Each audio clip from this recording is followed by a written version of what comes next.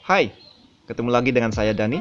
Kali ini kita akan membicarakan 4 skill bahasa yang teman-teman jumpai ketika teman-teman melakukan tes bahasa Inggris TOEFL maupun IELTS. Oke, kita tidak akan membicarakan semuanya, tapi kita akan membicarakannya satu persatu. Akan ada beberapa video di mana satu video akan membahas satu skill. Oke, kita mulai dari skill yang pertama, yaitu listening atau mendengarkan. Jadi bahasa itu dibagi ke dalam 4 skill. Ada listening atau mendengarkan, speaking atau berbicara, writing menulis, dan reading atau membaca. Nah, listening ini adalah skill yang pertama akan dites ketika teman-teman melakukan tes TOEFL atau IELTS.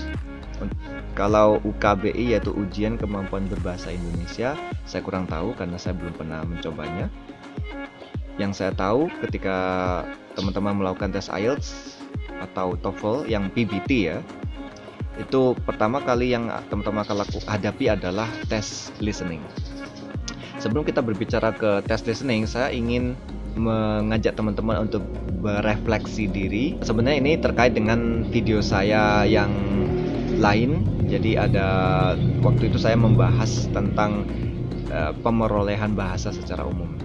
Saya akan bahas sedikit lagi di sini. Jadi ketika kita lahir, bahkan sebelum lahir, maka organ yang berfungsi itu adalah organ telinga. Bayi ketika di dalam perut itu bisa mendengar, dan ketika lahir pun organ yang paling berfungsi pertama ini yang saya baca ya gitu, yaitu pendengaran. Ketika kita meninggal pun maka telinga itu yang terakhir berfungsi gitu. Nah, ketika lahir itu bayi mendengar. Sebelum dia bisa berbahasa, dia hanya bisa bilang a, i, u, e, o, a, dan menangis. Dia bisa mendengar. Dari suara-suara itu dia bisa merespon dan belajar bahasa. Dan itu kita lakukan banyak sekali, banyak jam dalam sehari. Kasarannya ketika 24 jam kita ambil 8 jam untuk tidur dan beberapa jam untuk kegiatan di kamar mandi mungkin. Maka setiap hari kita mendengar banyak sekali audio dari sumber-sumber yang otentik, yaitu orang-orang sekitar kita, bisa keluarga, bisa teman, saudara, dan lain-lain. Nah, dari exposure itu, audio, pendengaran segala macam itu, kita memperoleh bahasa. Dan uniknya, bahasa itu tidak hanya yang kita peroleh itu tidak hanya speaking aja, writing aja, reading aja, tapi kompleks. Mungkin nggak writing sama reading ya, itu nanti. Oke, maksud saya adalah kita dari kegiatan mendengar itu, maka kita memperoleh bahasa yang bisa kita gunakan untuk berkomunikasi. Dalam hal ini secara khusus adalah bahasa lisan. Sebelum kita bisa berbicara, maka kita mendengar dulu. Ketika kita bayi, mama mungkin bilang mama, ini papa, maem dulu ya, meet dulu, minum cucu gitu. Kita meniru. Nah, kata kuncinya itu mendengar dan meniru. Dan itulah yang teman-teman harus pahami ketika teman-teman ini meningkatkan kemampuan listening. Jadi, untuk bisa memiliki kemampuan listening yang bagus, maka teman-teman satu harus sering-sering mendengar. Nah, mendengarnya ada 2 pertanyaan ini, mendengar apa dan seberapa banyak. Mendengar itu sebenarnya tidak ada patokan idealnya ya, karena ketika teman-teman mampu tidaknya teman-teman menguasai suatu bahasa itu tergantung satu kemampuan teman-teman dan daya serap orang-orang tuh, tiap orang pasti beda. Ketika teman-teman cepat ya pasti dalam waktu yang singkat. Tapi kalau saya boleh memberikan sedikit saran, coba dulu 3 jam sehari. Nah, pertanyaan kedua, mendengar apa ini? Mr. Dani, mendengarkan sesuatu yang kalian suka. Kalau orang bilang, oh dengerin audio A atau video B, ini bagus loh gitu. Sebenarnya lebih bagus adalah yang kalian suka. Karena apa? Ketika kalian suka, maka kalian akan lebih mengingatnya daripada sesuatu yang tidak kalian suka. Contoh, anak-anak akan lebih suka membaca komik daripada buku pelajaran, karena buku komik itu asik, menyenangkan, ceritanya bikin ketagihan, dan kalian bisa saja hafal karakternya, namanya siapa, ceritanya seperti apa, terus ini konfliknya di mana, di episode berapa karakter ini akan mengalami, itu teman-teman akan lebih hafal daripada ketika saya tanya di halaman berapa buku sejarah kalian atau mungkin buku ekonomi kalian ini bahas apa dan sebagainya gitu. Karena yang suka komik pasti akan lebih hafal komiknya daripada buku pelajarnya. Itu hanya gambaran aja bahwa ketika kalian suka itu kalian akan lebih ingat. Nah, jadi nomor satu yang harus kalian lakukan adalah perbanyak mendengar, perbanyak aja deh.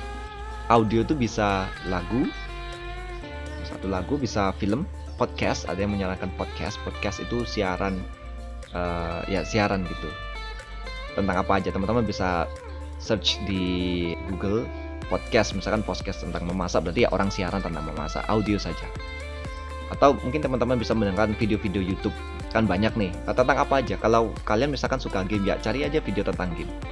Kalau kalian suka memasak, ya carilah channel-channel tentang memasak. Contohnya Gordon Ramsay, itu favorit saya. Meskipun beliau suka mengumpat, tapi saya suka style dia. Karena yang saya pelajari kan bahasa Inggrisnya, dia punya aksen yang British banget, dan itu asik untuk didengar. Dan kebetulan saya juga suka acara memasak, meskipun nggak bisa masak gitu. Saya juga suka kartun, biasanya saya menonton Peppa Pig itu dengan anak saya, sehingga anak saya pun juga mendapatkan banyak bahasa Inggris dari Peppa Pig itu. Kalian ketika aja kartun Peppa Pig itu British banget. Buat teman-teman yang pengen belajar aksen British, bisa mulai dari menirukan Peppa Pig. Ada lagi kartun The Amazing World of Gumball. Gumball ini dari Cartoon Network. Lumayan lebih susah sih daripada Peppa Pig. American dia aksennya, tapi unik juga dan lucu gitu. Jadi karakternya tuh absurd banget dan ceritanya tuh ya absurd juga gitu, tapi asik lah gitu. Jadi kalian perbanyak mendengar 3 jam sehari dan lakukan selama 3 bulan dan lihat hasilnya gitu. Dengerin dan yang berikutnya tirukan. Jadi ikuti dialognya gitu.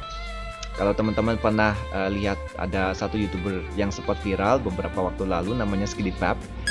Beliau juga belajar bahasa Inggris dari film Harry Potter, dan dia aksen Britishnya bagus sekali. Itu juga sama, dia nonton film Harry Potter dan menirukan adegan dialog-dialog yang ada dalam film tersebut.